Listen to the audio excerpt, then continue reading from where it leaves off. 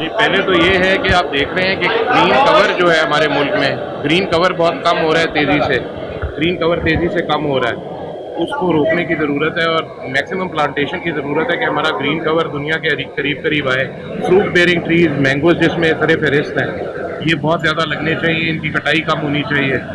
جو سوسائٹی بنے گی وہ براؤن لینڈ پہ بنے گی اور گرین لینڈ کی کنورژن اس طریقے سے نہیں ہوگی، کیونکہ اگر گرین لینڈ اس طریقے سے کنورٹ ہوگی تو کاشتکاری نہیں ہوگی، فوڈ سکیسٹی ہو جائے گی. بسم اللہ الرحمن الرحیم. جی ناظرین، اس وقت ہم موجود ہیں ملتان میں جہاں پہ فیسٹیول ہو رہا ہے محمد Nawaz Sharif university of agriculture.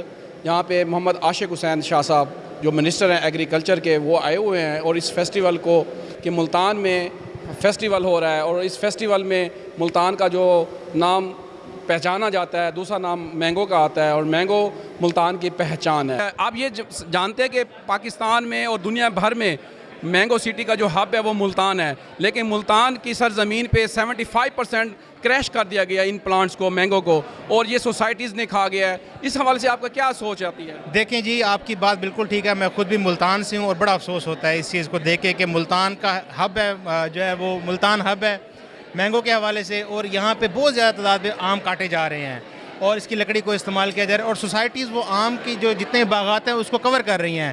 ہمیں بہت دکھ ہوتا ہے. ہماری یہ ریکویسٹ ہے گورنمنٹ سے کہ اس طرح کی پالیسیز لے کر آئے کہ جہاں پہ آم نہیں ہے وہاں پہ سوسائٹیز کو ڈیولپ کیا جائے، نہ کہ ان علاقوں میں سوسائٹیز کو ڈیولپ کیا جہاں پہ آم کے باغات موجود ہیں.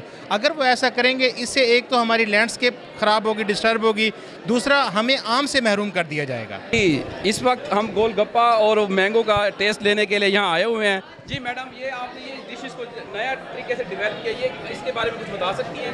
جی سر، ہم نے ٹرائی کیا کہ مینگو کی ڈشز بنانی ہے تو سب چیزیں مینگو کی بنی ہوئی ہونی چاہیے، اس لیے ہم نے ٹرائی کیا کہ گول گپے کے اندر جو فیلنگ ہوتی ہے وہ بھی مینگو کی، اور ساتھ میں اس کی چٹنی جو بنائی ہے وہ بھی مینگو کی بنائی ہے. نے خود سے انہینس بھی کیا اپنی پرفارمنس کو، سکلز کو.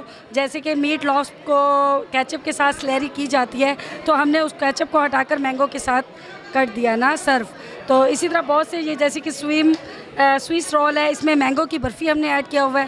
تو اسی طرح بہت ساری ڈشز جیسے کہ موموز کا ٹرینڈ چل رہا ہے تو ہم نے موموز انٹروڈیوس کروائے. تو اسی طرح سر بہت ساری ڈشز مینگو کے ریلیٹڈ ہی ہے. مینگو سیزن ہے تو مینگو سے ہی. یہ بہت اچھا فیسٹیول ہے، اچھا ہے، بچوں کو کریٹیوٹی کا موقع ملتا ہے، سیکھتے ہیں بچے اس سے. تو ہم نے زیادہ تر کوشش کی ہے کہ ہر چیز میں مینگو ہی ایڈ کیا جائے. تو آپ دیکھ سکتے ہیں جیسے کہ پلیٹنگ وغیرہ دیکھیں، بچوں نے بہت اچھا کیا ہے، سب بچوں نے بھی بہت اچھا کیا ہے.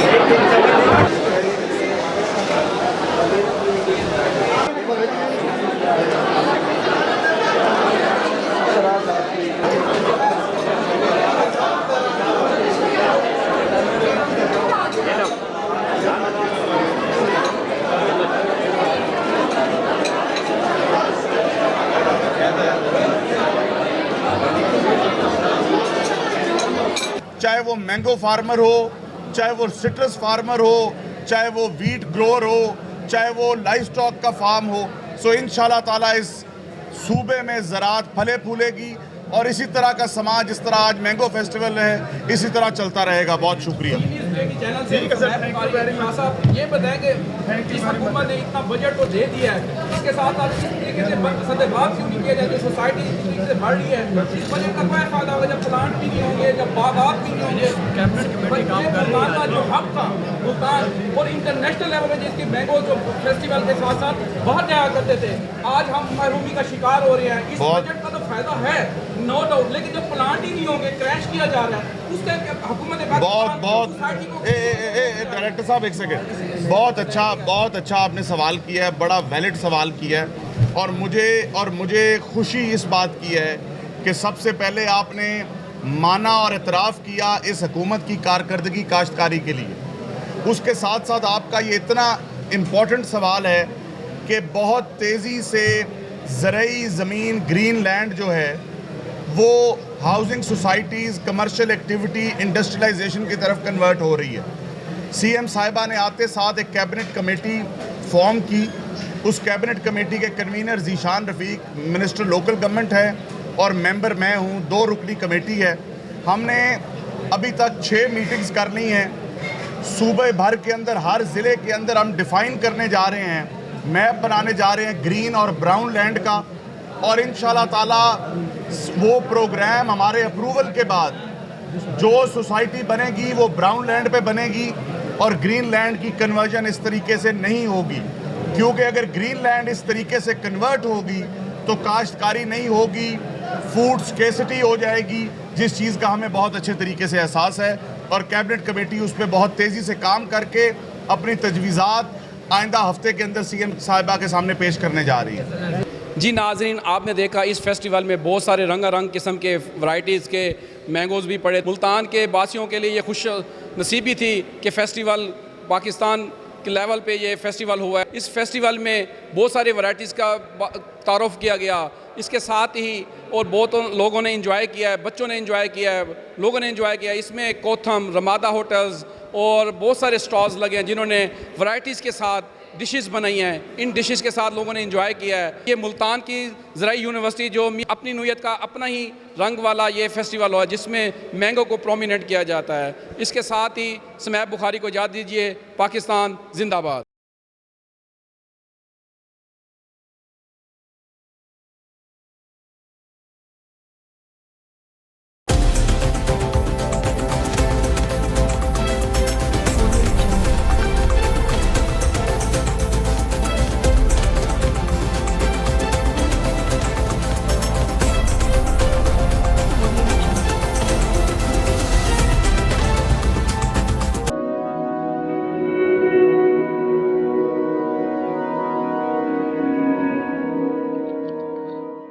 रिस्क अल्लाह के हाथ में है और कभी कभी रज़ाक रिस्क की तकसीम का एहसास उन लोगों को भी अता फरमा देता है कि जो हालात की कड़ी धूप में शजरे सायादार होते हैं।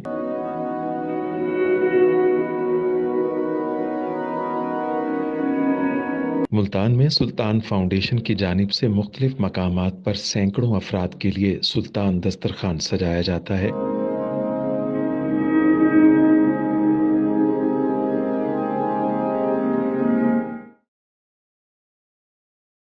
हर इंसान सुल्तान दस्तरखान का मेहमान बनता है। बिलाशुबा सुल्तान फाउंडेशन इंसानियत का काबिल फ़ख्र सरमाया है और भले ही ऐसे इदारे हों या अफराद, वो गुर्बत व इफलास के सुलगते सहरा में एहसास की छतरियाँ बनते हैं।